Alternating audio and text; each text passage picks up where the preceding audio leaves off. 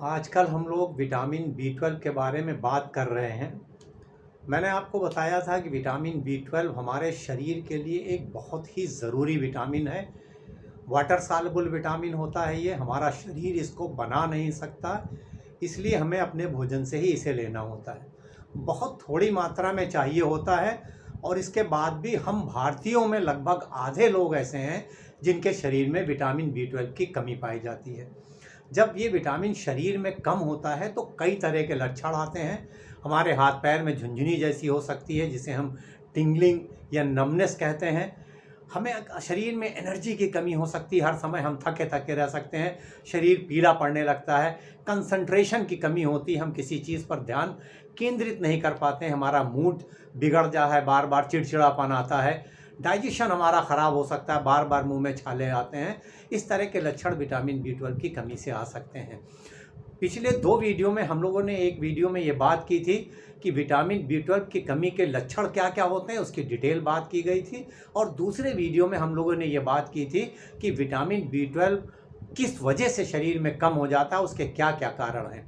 अगर आपने ये वीडियोस ना देखे हों तो चैनल पे मौजूद हैं, आप इसे देख लीजिएगा, मैं यहाँ लिंक भी दे दूँगा नीचे। जब आप इन वीडियो को देख लेंगे तो आप आसानी से समझ सकेंगे कि शरीर में विटामिन बी 12 कम क्यों हो जाता है और विटामिन बी 12 के कमी के क्या लक्षण होते हैं।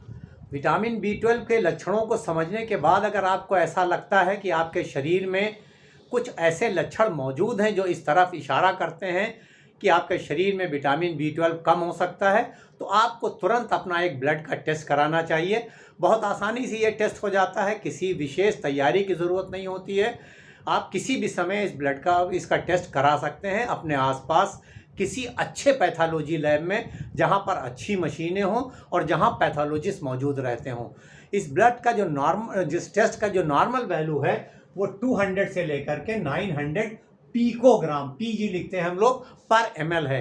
अगर आपकी वैल्यू 200 से कम आती है तो इसका ये मतलब होता है कि आपके शरीर में विटामिन बी 12 की कमी है। Very good morning to you all, मैं हूं आपके साथ डॉक्टर खालिद सिद्दीकी। आज के इस वीडियो में हम लोग ये बात करेंगे कि हम अपने जो खाने हैं, अपने भोजन हैं, उनको किस प्रकार ठीक से इस्तेमाल करके अपने शरीर में विटामिन बी 12 की कमी को पूरा कर सकते हैं। तो आइए फ़ौरन वीडियो शुरू करते हैं। जैसा कि हम सब जानते हैं कि विटामिन बी 12 आम तौर पर नॉन वेजिटेरियन फूड्स में ज़्यादा पाया जाता है, इसलिए कि ये बैक्टीरिया बनाते हैं और जो हर्बीवोरस एनिमल यानी जो घास फूस खाते हैं, उन घास में बहुत से बी 12 बनाने वाले बैक्टीरिया होते हैं। जब वो घास ये जानवर खाते हैं तो इनके अंदर बी 12 बनता है और इसीलिए नॉन वेजिटेरियन फूड में ये ज़्यादा मिलता है। जितने नॉन वेजिटेरियन फूड हैं सब में अगर हम लोग बात करें तो सबसे ज़्यादा मीट में, और उसके बाद जो हमारे सी फूड्स हैं यानी मछलियां हैं, और उसके बाद पोल्ट्री यानी चिकन, अंडे, और उसके बाद मिल्क वाले आइटम जो हैं, दूध वाले आइटम में मिलता है। तो सारे नॉन वेजिटेरियन सोर्स में ये मिलता है। नॉन वेजिटेरियन सोर्स में भी सबसे ज़्यादा ये लीवर में मिलता है, जिसे हम कलेजी कहते हैं। 100 ग्राम लीवर में तकरीबन 90 माइक्रोग्राम विटामिन बी 12 पाया जाता है और हमारे शरीर को जो ज़रूरत होती है वो 2 से 4 माइक्रोग्राम के बीच में होती है। यंग एडल्ट में, वो मेल हो या फीमेल, तकरीबन 2.4 माइक्रोग्राम प्रतिदिन चाहिए होता है। प्रेग्नेंट महिलाओं को और जो अपने बच्चों को दूध पिला रही हैं औरतें, उनमें थोड़ी क्वांटिटी ज़्यादा चाहिए होती है। तो जो अगर हम लोग अगर लीवर जो इस्तेमाल करते हैं जो नॉन वेजिटेरियन है, तो उनको बहुत अच्छी क्वांटिटी में विटामिन बी 12 मिल जाता है। लेकिन देखिए, विटामिन बी 12 का एब्जॉर्प्शन जो है वो 100% नहीं होता है। जो नॉन वेजिटेरियन सोर्स हैं उसमें तकरीबन 40 से 60% तक एब्जॉर्प्शन होता है और वेजिटेरियन जो सोर्स हैं उसमें थोड़ा और कम एब्जॉर्प्शन होता है। तो अगर आप नॉन वेज खाते हैं और अगर आप 15 दिन में एक बार भी कलेजी या जो लीवर है इसका इस्तेमाल करते हैं तो आपको सफिशिएंट क्वांटिटी में विटामिन बी 12 मिल सकता है और आपकी बॉडी में स्टोर हो सकता है। शर्त यह है कि आपका डाइजेशन सही हो। जो हमारे वेजिटेरियन साथी हैं उनके लिए थोड़ी परेशानी इसलिए होती है कि वेजिटेरियन सोर्सेस कम हैं और उनमें थोड़ी कम मात्रा में विटामिन B12 पाया जाता है, लेकिन ऐसा नहीं है कि वो वेजिटेरियन सोर्स का इस्तेमाल करके अपने शरीर में विटामिन B12 की कमी को पूरा नहीं कर सकते हैं। तो आइए देखें कि वो कौन कौन से वेजिटेरियन सोर्स हैं जिनका इस्तेमाल करके हम अपने शरीर के लिए भरपूर मात्रा में विटामिन B12 प्राप्त कर सकते हैं। सबसे पहला और सबसे इम्पॉर्टेंट जो सोर्स है वो है दूध और दूध से बनी हुई चीज़ें।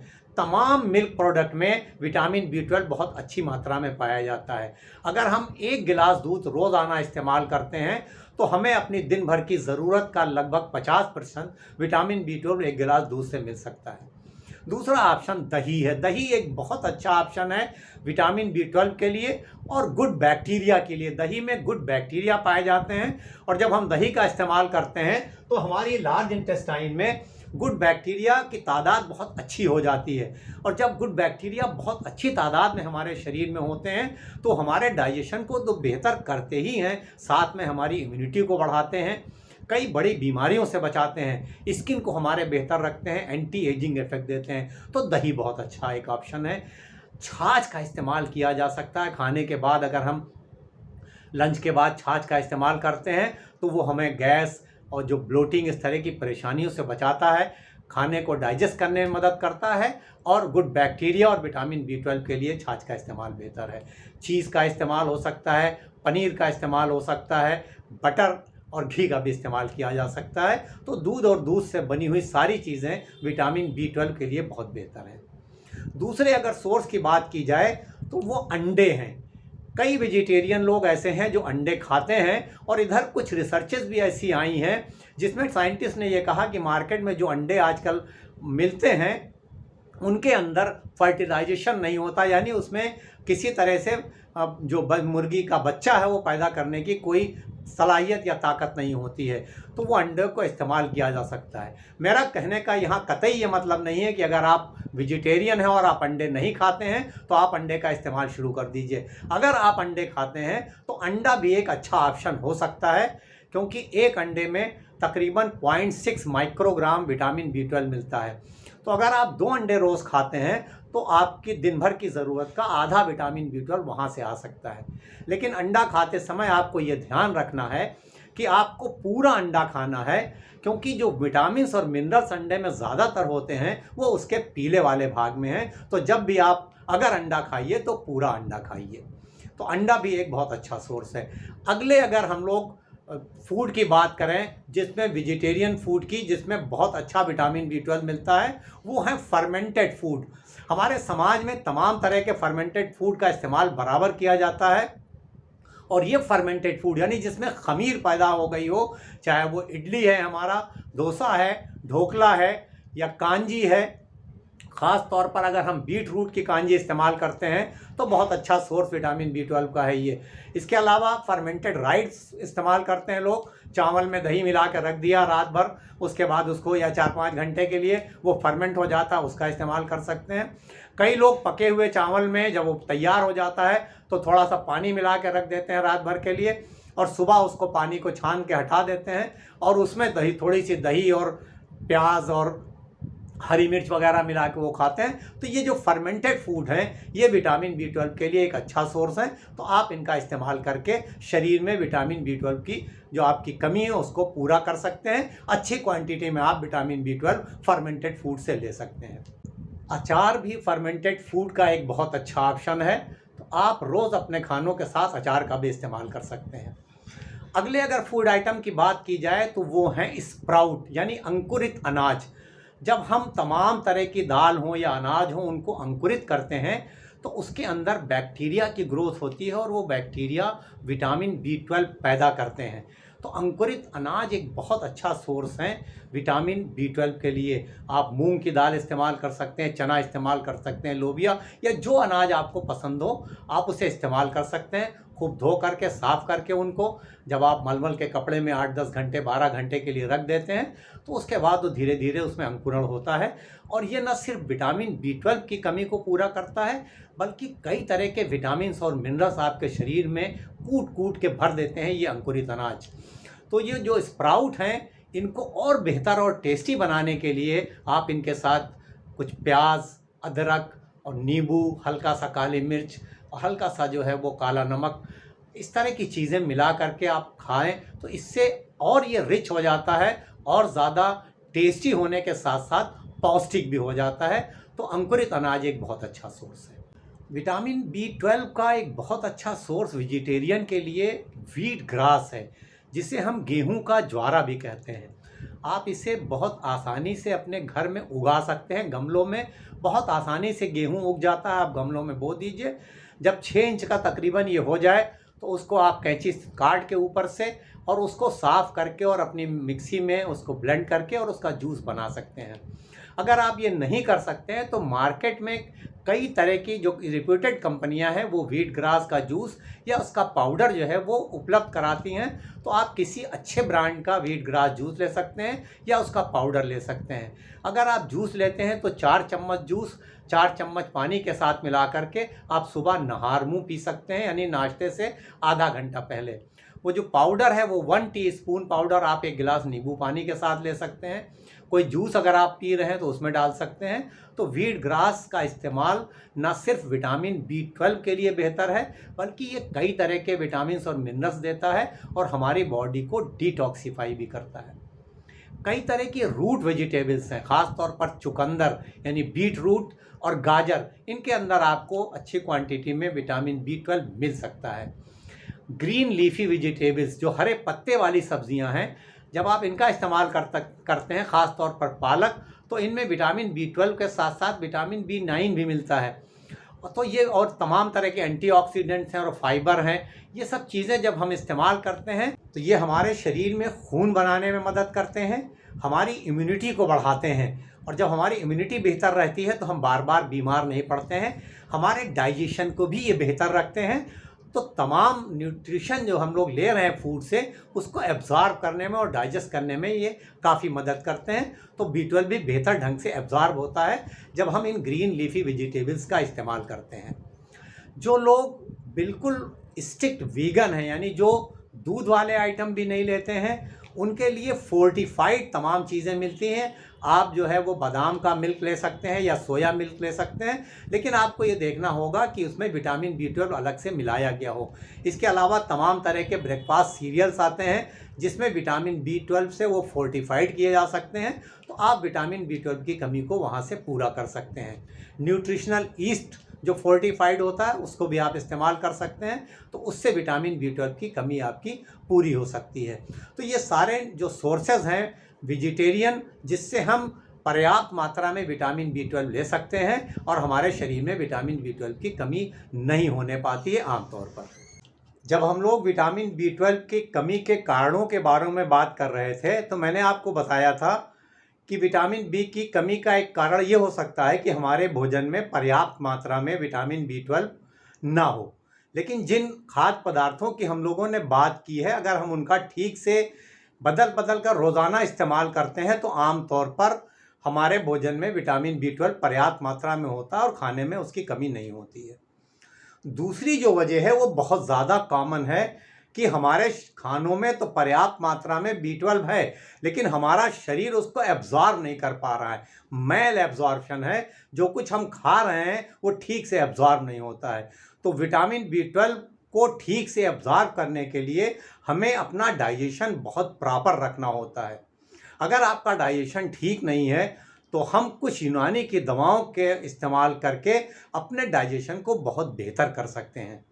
यूनानी की एक बहुत मशहूर दवा है जिसे हम कहते हैं माजून दबीदुल वर्द। इस माजून को 1 टीस्पून सुबह नाश्ते के बाद और रात में खाना खाने के बाद 30 ml अर्क के बादियान के साथ, यानी सौंफ के अर्क के साथ अगर हम इस्तेमाल करते हैं तो हमारा डाइजेशन बहुत बेहतर होता है। हमारा लीवर जो है वो बहुत स्ट्रांग होता है, उसका फंक्शन अच्छा होता है। तो हम अपने तमाम खानों में जो भी चीज़ें हैं उसको ठीक ढंग से डाइजेस्ट कर सकते हैं और ठीक ढंग से उसका एब्जॉर्प्शन होता है। बहुत से लोग, मैंने आपको बताया था कि हाइपर एसिडिटी की दवाएं खाते हैं, बार बार खाते हैं। प्रोटॉन पंप इन्हिबिटर PPI जैसे पेंटापरोजॉल और ओमपेराजॉल, या कुछ लोग रेनिटिडीन जो H2 रिसेप्टर है, इस तरह की दवाएं बहुत ज़्यादा खाते हैं। कुछ लोग और तमाम तरह के एंटासिड सिरप पीते हैं। अगर आप बार बार इस तरह की दवाएं लेंगे तो भी विटामिन B12 का डाइजेशन और एब्जॉर्प्शन जो है वो प्रॉपर नहीं होगा। तो इन दवाओं को आपको बंद करना पड़ेगा और इसकी जगह आप चाहें तो यूनानी की एक दवा जिसे हम जवारिश अनारायण कहते हैं, 1 टीस्पून सुबह नाश्ते से पहले और रात में खाना खाने से 15 मिनट पहले इसका इस्तेमाल किया जा सकता है। ये जवारिश अनारायण हमारी एसिडिटी को भी कम करती है और साथ में हमारे डाइजेशन को भी बेहतर करती है, तो इसका दोनों तरफ से फ़ायदा उठाया जा सकता है। वो लोग जिनकी शुगर लेवल बढ़ी हुई है उन्हें माजून और जवारिश का इस्तेमाल नहीं करना है, क्योंकि उसके अंदर शुगर होती है और ये शुगर बेस पे बनता है। तो अगर आपकी शुगर लेवल बढ़ी है तो आप माजून दबीदुल वर्द का इस्तेमाल नहीं करेंगे। इसकी जगह पे आप कैप्सूल दबीदुल वर्द, आप बहुत सी कंपनियां बनाती हैं, या टैबलेट दबीदुल वर्द बनाती हैं, तो आप 2 कैप्सूल दबीदुल वर्द के या 2 टैबलेट दबीदुल वर्द के सुबह नाश्ते के बाद और रात में खाने के बाद वही 30 ml अर्क-ए-बादियान के साथ इस्तेमाल कर सकते हैं। और जवारिश अनारीन की जगह पर आप मुलेठी का पाउडर आधा चम्मच, हाफ टी स्पून सुबह नाश्ते से पहले और रात में खाने से पहले इस्तेमाल कर सकते हैं। ये आपकी हाइपर एसिडिटी को कम करने में मदद करेगा। अगर आप डायबिटीज़ की दवा ले रहे हैं और आपका B12 लेवल कम आया है टेस्ट कराने पे, तो आपको अपने डॉक्टर से बात करने की ज़रूरत है। अल्कोहल का इस्तेमाल अगर आप करते हैं तो ना ये सिर्फ B12 की लेवल को घटाता है, यानी B12 के एब्जॉर्प्शन को रोकता है, बल्कि शरीर में और कई तरह की परेशानियां पैदा करता है। तो अल्कोहल का इस्तेमाल आपको आज ही से बंद कर देना चाहिए अगर आप अल्कोहल का इस्तेमाल करते हैं। तो ये जो खाने पीने की चीज़ें और अपने डाइजेशन को बेहतर करने के लिए जो उपाय मैंने बताएं, अगर हम लोग ये ठीक से फॉलो करते हैं तो हमारे शरीर में B12 की कमी एक तो होगी नहीं, और अगर है तो वो 2-3 महीने में पूरी हो जाएगी। 2-3 महीने ये उपाय करने के बाद अगर हम फिर B12 का टेस्ट कराते हैं और B12 कम आता है, तो फिर हमें अपने डॉक्टर से बात करके B12 की टैबलेट या इसके इंजेक्शन लेने की ज़रूरत पड़ सकती है, क्योंकि अगर बहुत दिनों तक B12 की कमी शरीर में रहेगी तो कई तरह की परेशानियां, जो हम लोग ने उसके सिम्टम्स की बात की थी, वो पैदा हो सकती हैं। तो सप्लीमेंट यानी उसके टैबलेट या उसके इंजेक्शन की ज़रूरत अगर पड़ती है तो डॉक्टर की सलाह पर उसे ज़रूर लीजिए। आज के इस वीडियो में बस इतना ही। अगर इस वीडियो से आपको विटामिन B12 के बारे में समझने में मदद मिली हो, वीडियो आपको अच्छा लगा हो, तो इसको एक लाइक ज़रूर करिए और शेयर करिए अपने तमाम दोस्तों, रिश्तेदारों और चाहने वालों के साथ, जिससे उनको भी B12 के बारे में पूरी मालूमात हासिल हो सके। अब इजाज़त, इस उम्मीद के साथ कि इंशाअल्लाह जल्द मुलाकात होगी किसी नए टॉपिक के साथ। तब तक के लिए हंसते रहिए, मुस्कुराते रहिए, खुश रहिए, एक्टिव रहिए और एक दूसरे के लिए दुआ ज़रूर करते रहिए।